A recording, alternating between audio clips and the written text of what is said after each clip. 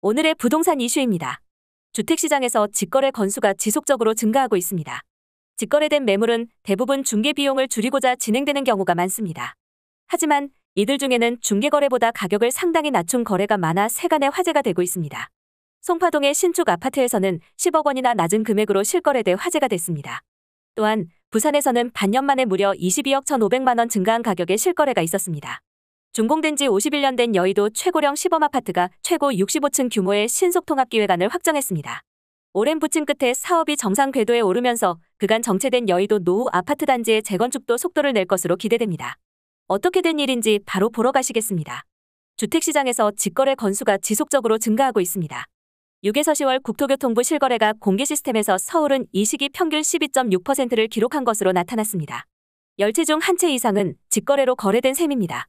서울 아파트의 직거래 비율은 지난해 11월 9.4%로 처음 집계된 이래 1월에는 19.3%로 오른 뒤 6월에는 8.2%까지 떨어진 바 있습니다. 하지만 이후 지속적으로 상승해 10월에는 16.2%로 2배가량 증가했습니다. 또한 같은 시기 부산은 11.6%에서 14.5%, 경기는 7.7%에서 11.0% 오르는 등 전국적으로 다수의 지역에서 직거래 비율이 증가했음을 알 수 있었습니다. 직거래된 매물은 대부분 중개 비용을 줄이고자 진행되는 경우가 많습니다. 하지만 이들 중에는 중개거래보다 가격을 상당히 낮춘 거래가 많아 세간의 화제가 되고 있습니다. 그중 서울 송파구 가락동의 헬리오시티는 2018년 12월 입주한 신축 아파트로 얼마 전인 9월 전용 면적 84제곱미터가 13억 8천만 원에 실거래돼 화제가 됐습니다. 해당 면적은 지난해 10월 23억 8천만 원의 신고가 거래된 바 있었습니다. 약 1년 만에 무려 10억 원이 내려간 것입니다. 강남구 도곡동에서도 저가 직거래가 나왔습니다. 대리마크로빌 전용 130제곱미터가 지난 8월 21억 6,597만 원에 실거래된 것입니다. 해당 면적은 올해 2월만 해도 27억 7천만 원의 신고가를 찍었습니다. 반년 만에 6억 원이 넘게 내려간 것입니다. 동일 면적의 호가는 최근 30억 원대로 올랐습니다. 경기도에서는 성남시 분당구 백현동 백현마을이 단지 전용 101제곱미터가 9월에 17억 원에 실거래되며 1월 22억 원보다 5억 원 낮은 가격으로 떨어졌습니다. 백현마을이 단지에서는 해당 면적보다 작은 전용 84제곱미터의 호가가 10월 말 현재 19억 원입니다. 또한 부산에서는 해운대구 우동 트럼프월드 마린 전용 243제곱미터 펜트하우스가 올해 1월 32억 8,500만 원에 직거래됐습니다. 해당 단지의 중거래가는 얼마 전인 8월 동일 면적이 무려 22억 1,500만 원 오른 55억 원에 실거래되며 화제가 됐었습니다. 그렇다면 최근 주택시장에서 직거래가 늘어나는 이유는 무엇 때문일까요? 일선에서는 주택 매매 가격이 하락하면서 중개수수료 절감 또는 절세를 위해 직거래가 증가한다고 보고 있습니다. 서울특별시 부동산 중개보수 요율표에 따르면 주택 매매나 교환의 경우 중개보수 적용 기준은 다음과 같습니다. 2억 원 이상 9억 원 미만은 0.4%, 9억 원 이상 12억 원 미만은 0.5%, 12억 원 이상 15억 원 미만은 0.6%, 15억 원 이상은 0.7%의 요율 이내에서 중개의뢰인과 개업공인중개사가 서로 협의해 결정하기로 돼 있습니다. 이를테면 20억 원의 아파트를 매매할 경우에는 0.7%를 곱해 1,400만 원의 중개보수를 내야 하는 셈입니다. 여기에 부가세 10%를 더하면 무려 1,540만 원이 됩니다. 직거래를 하게 되면 이런 중개보수를 절감할 수 있습니다. 이에 시중에서는 파지카나 부동산 119 등 아파트 직거래 사이트가 점점 인기를 끄는 것으로 나타났습니다. 이런 직거래가 유행하면서 시중에서는 쿨거래라는 말도 유행되고 있습니다. 이 말은 복잡한 절차나 흥정 없이 말 그대로 쿨하게 거래함을 뜻합니다. 그럼에도 한 가지 의문점은 있습니다. 아무리 그렇다고 해도 기존 호가보다 수억 원씩 깎아주는 일은 드물기 때문입니다. 앞선 헬리오시티의 경우에도 마찬가지입니다. 헬리오시티의 전용 84제곱미터의 최근 호가는 고층이 약 17억 원대입니다. 제 아무리 쿨거래라 하더라도 기존 신고가가 아닌 호가 기준으로 3억 원이나 낮은 가격은 좀처럼 납득하기 어렵습니다. 트럼프월드 마린도 마찬가지입니다. 아무리 급매라 해도 무려 반년 만에 20억 원이나 넘는 가격 차이를 볼 때 이 역시 정상적인 거래라 보기 힘듭니다. 그런 만큼 현장에서는 이들 거래가 절세를 위해 특이 거래를 했을 가능성을 제기하고 있습니다. 모 언론 보도에 따르면 트럼프월드 마린의 경우 개인이 법인에 매도했는데 그 법인 대표가 매도자 본인이라고 나타났습니다. 헬리오시티의 경우에는 이번 거래를 두고 가족 또는 친척 등 특수관계인 매매일 가능성이 높다고 알려졌습니다.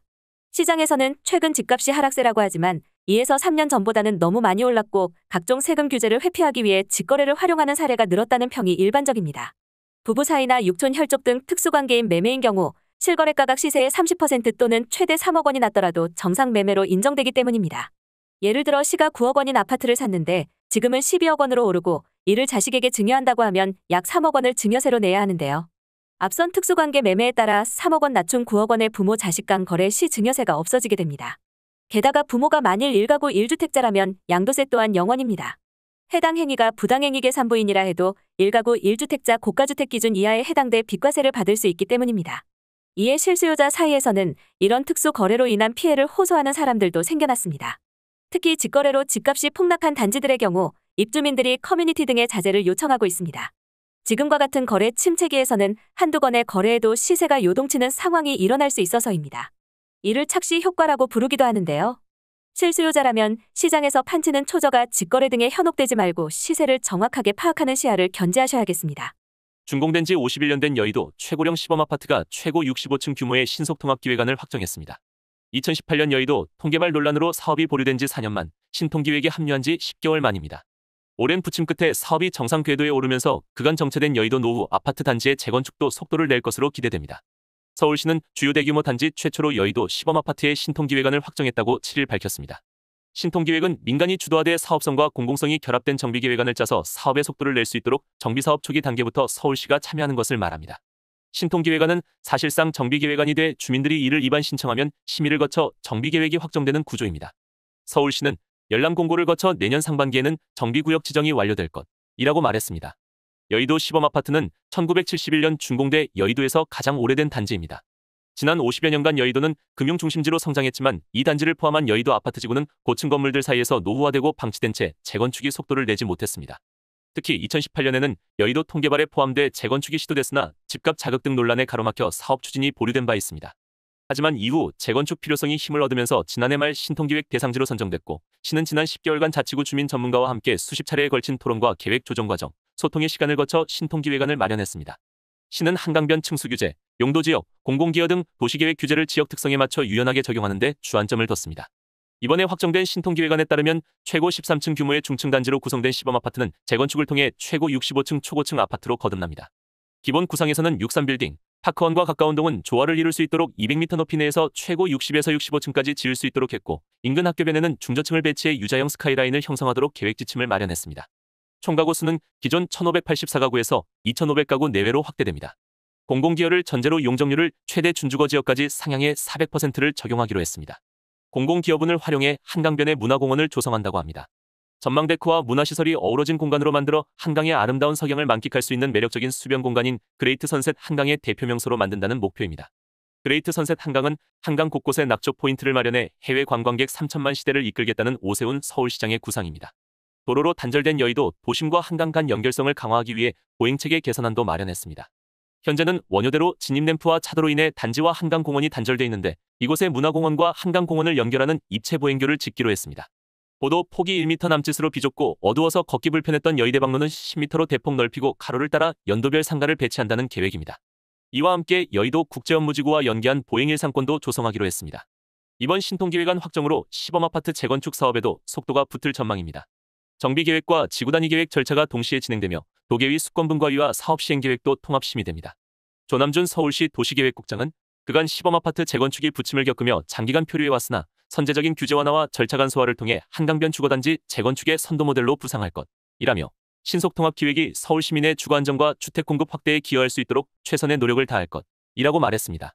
오늘의 부동산 이슈 네티즌들의 반응을 살펴보며 마치겠습니다. 여러분들의 의견도 댓글로 남겨주세요. 저렇게 거래하면 나중에 다 증여세, 양도세 추징 나옴. 본인들이 똑똑한 줄 알겠지만 조세 시스템이 그렇게 허술하지가 않음. 증여, 매물. 그런데 너무 낮게 거래하면 세무조사 들어온다.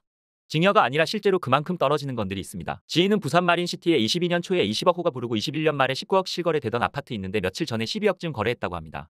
직거래는 특수 관계인 하고만 하세요. 남하고 하다간 인생 망할지도. 이 기회에 증여지 뭐.